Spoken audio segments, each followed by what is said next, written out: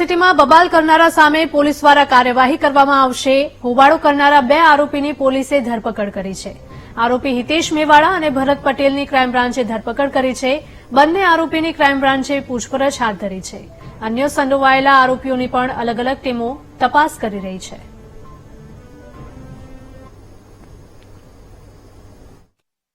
ગઈકાલે રાત્રે 10:30 વાગે ગુજરાત યુનિવર્સિટી પોલીસ સ્ટેશનમાં જે બનાવ બન્યો હતો અને જે એફઆઈઆર થઈ હતી એમાં 20 થી 25 લોકોના ટોળા વિરુદ્ધ ફરિયાદ દાખલ કરવામાં આવી હતી।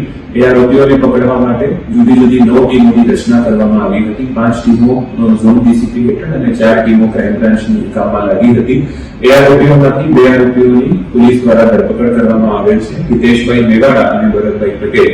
અને બાકીના આરોપીઓ માટે અત્યારે પોલીસની શોધખોળ જે ચાલુ છે, ટેકનિકલ સર્વેલન્સ અને બીજી બધી પદ્ધતિઓથી પોલીસ અત્યારે આગળની કાર્યવાહી કરી રહી છે।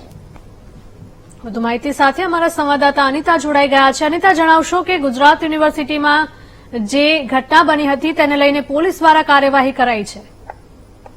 જે ખાસ તો જે પ્રકારે ગુજરાત યુનિવર્સિટીમાં જે નમાઝ પડવા બાબતે જે તોડફોડ અને મારામારી થઈ હતી તે સમગ્ર કેસની અંદર પોલીસ દ્વારા 2 આરોપીની ધરપકડ કરવામાં આવી છે।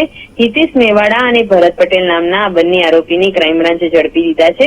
જે પ્રકારની ઘટના બની હતી કે રાત્રે જયારે રમજાન બાદ જે નમાઝ પડવા માટે કેટલાક જે વિદેશી જે વિદ્યાર્થીઓ જે નમાઝ પઢી રહ્યા હતા એ દરમિયાન કેસરી કેસ પહેરીને હિતેશ મેવાડા અને ભરત પટેલ સાથે અન્ય 5 જેટલા યુવાનો ત્યાં આવ્યા હતા અને નમાઝ નહીં પડવા માટેની તેઓની સાથે તકરાર થઈ હતી। તે દરમિયાન વિદેશી વિદ્યાર્થીએ પણ તેમની સાથે ઝપાઝપી કરતા આ મામલો વિચક્યો હતો અને જે હિતેશ મેવાડા અને ભરત પટેલ પોતાના અન્ય જે સાથીદારો છે તેઓનું ટોળું લઈને ત્યાં હોસ્ટેલ ખાતે પહોંચી ગયા હતા અને તોડફોડ કરીને પથ્થરમારો કર્યો હતો। આ ઘટનામાં 2 જેટલા વિદ્યાર્થીઓ ઇજાગ્રસ્ત થતા સમગ્ર મામલે પોલીસે ગંભીરતાથી નોંધ લઈને ગુનો દાખલ કર્યો છે અને હાલ તો હિતેશ મેવાડા અને ભરત પટેલની ધરપકડ કરી છે, જ્યારે અન્ય 5 થી 6 જે યુવાનો દ્વારા આ પ્રકારનું કૃત્ય કરવામાં આવ્યું છે તેઓની શોધખોળ કરવામાં આવી રહી છે।